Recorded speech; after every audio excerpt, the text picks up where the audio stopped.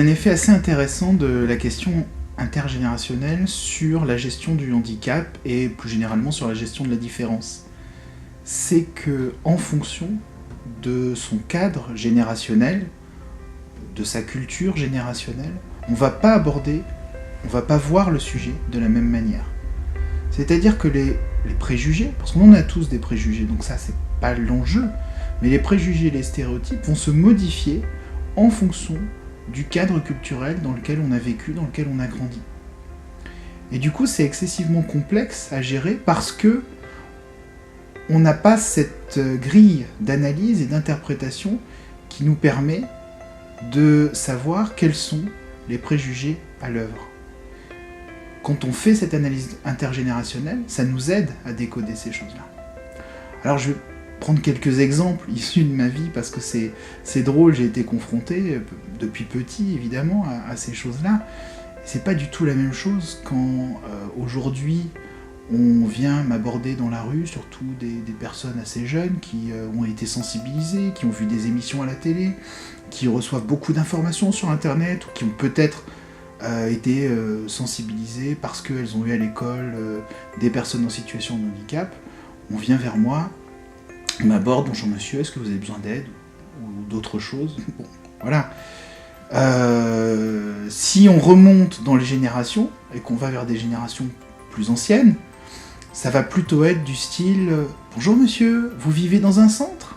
Ou alors de me faire systématiquement traverser quand je suis un feu rouge, tout simplement parce que un aveugle, on le fait traverser, c'est connu.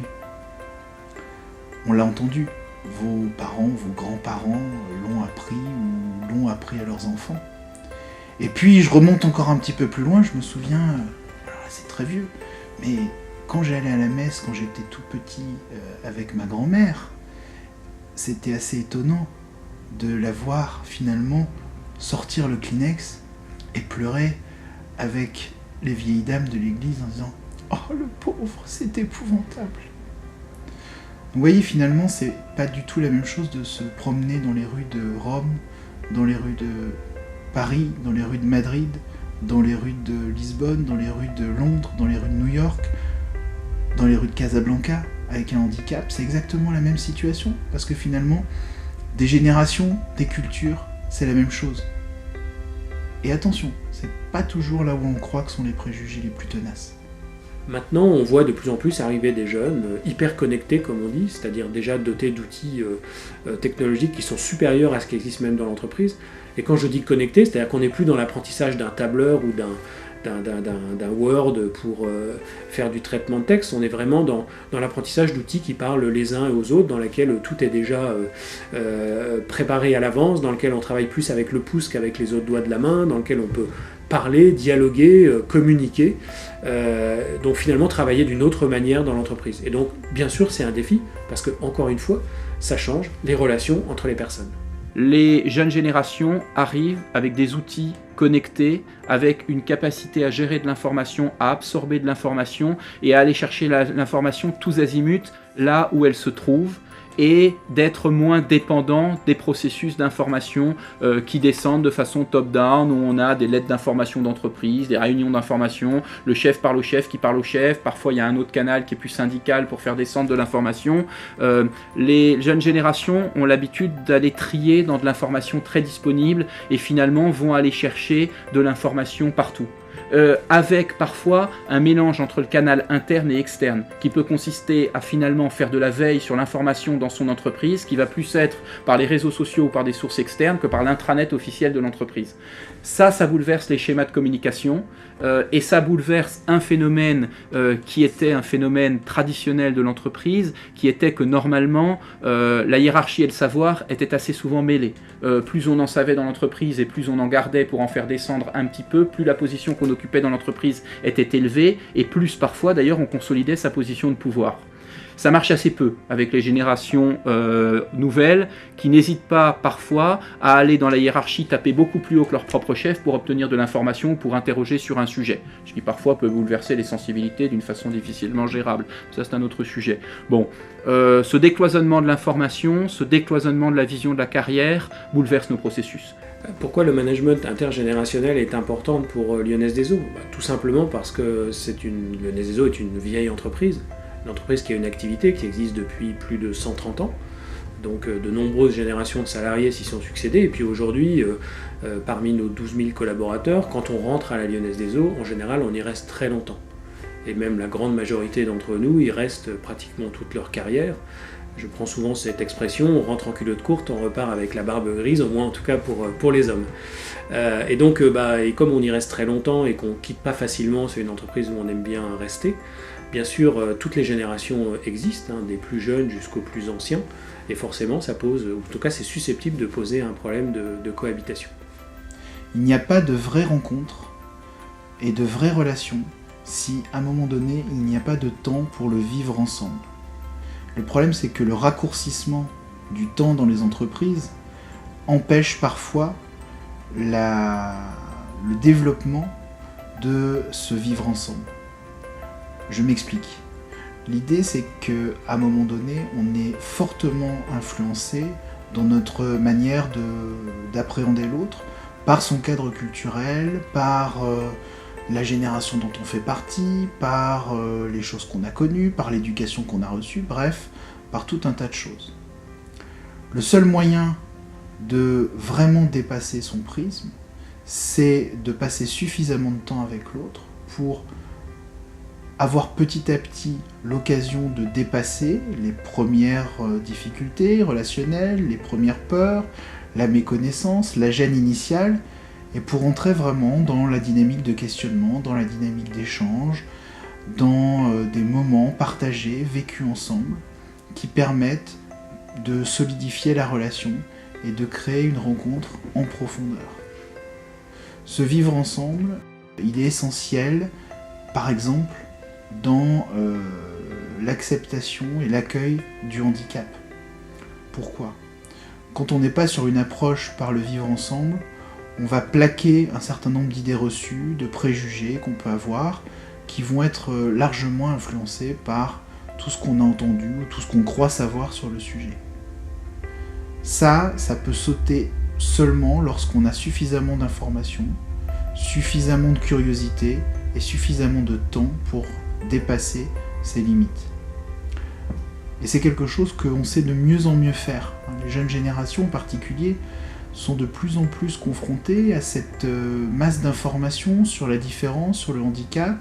Elles ont très tôt grandi avec des personnes qui ne leur ressemblaient pas, rencontré peut-être le handicap à l'école, même parfois à la crèche, ou des parents d'amis qui sont en situation de handicap, et comme on les cache moins qu'autrefois, ou ils se cachent moins qu'autrefois, finalement il y a une vraie rencontre, une vraie dimension de temps partagé qui permet petit à petit de comprendre comment interagir et finalement qui donne du temps pour vivre tout simplement, pour partager.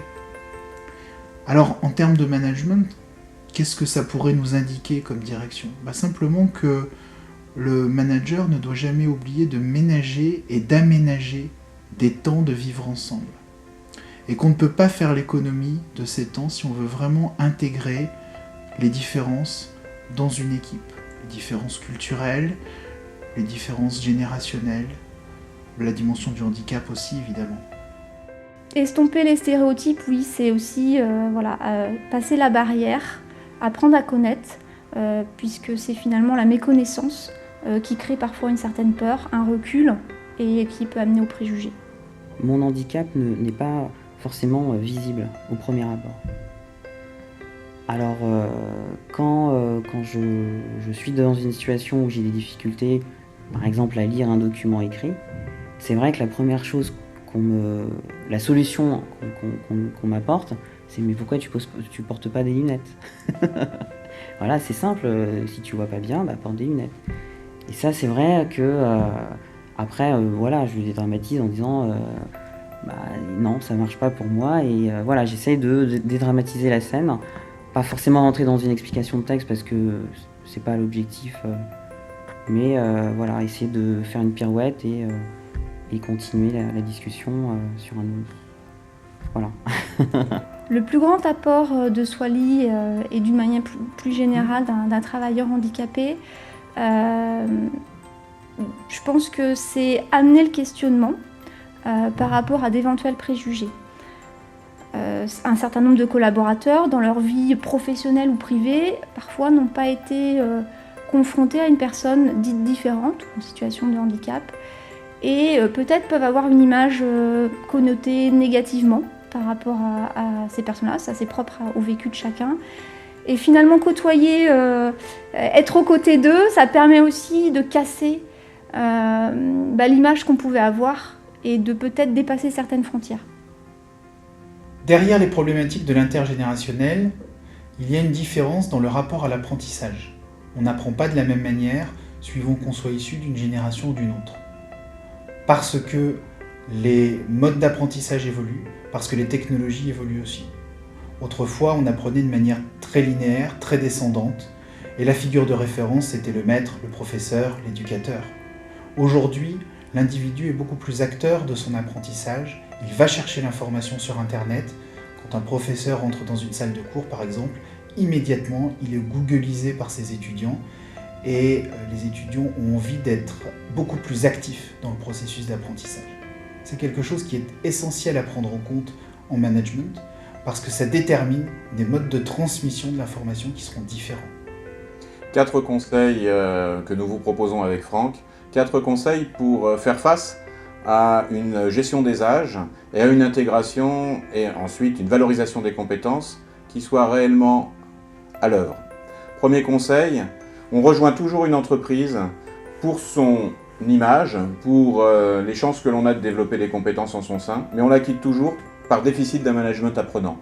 Donc toujours veiller à enrichir les parcours professionnels et à former à la fois en salle, mais aussi dans des situations apprenantes, faire de l'apprentissage en quelque sorte un réflexe au quotidien pour un manager. Deuxième conseil, transformer les pourquoi en comment. Les jeunes générations, par exemple, posent énormément de questions, mais toutes ces questions commencent par des pourquoi, et on n'a d'une part pas forcément la réponse, et d'autre part on peut se perdre et se noyer dans la chaîne des pourquoi. S'orienter solution, s'orienter fonctionnement, mettre beaucoup de comment à la place d'un certain nombre de pourquoi, c'est une capacité à transformer les questions que se posent les générations différentes en solutions pour coopérer dans l'intergénérationnel. Troisième conseil, être un manager, c'est savoir cartographier au sein de ses équipes et de manière plus large au sein de l'entreprise les réseaux sur lesquels, formels et informels, les personnes vont pouvoir trouver des ressources pour bien faire leur travail. Et donc un conseil que nous vous donnons, c'est systématiquement réfléchir aux occasions de rencontre entre des jeunes et des moins jeunes et favoriser, à travers la lecture de ces réseaux, dans l'organisation, de la transmission d'expériences entre un jeune et un moins jeune. Réseau formel, réseau informel, voilà le troisième conseil que nous vous donnons. Quatrième conseil, ne jamais oublier que la différence est une force. Derrière nos différences, il y a nos modes de fonctionnement qui ne sont pas les mêmes, mais qui ont dans certaines situations une valeur positive et qui deviennent du coup des valeurs ajoutées qu'on peut amener dans un travail en équipe. Entre les générations, c'est extrêmement important parce qu'on a tendance à penser que celui qui n'est pas comme nous ne détient pas la bonne manière de faire, alors qu'au contraire, il détient une autre manière de faire qui vient nous enrichir. Au-delà des étiquettes, au-delà des logiques de classement, il y a tout simplement une personne humaine qui veut être comprise dans la pluralité en fait des dimensions de son existence.